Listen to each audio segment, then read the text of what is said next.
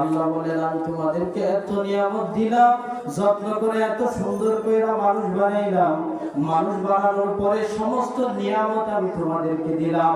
আমার নিয়ামত পড়ো, আমার নিয়ামত খাও, আমার নিয়ামতের মাধ্যমে তোমরা দুনিয়াতে বিচরণ করো।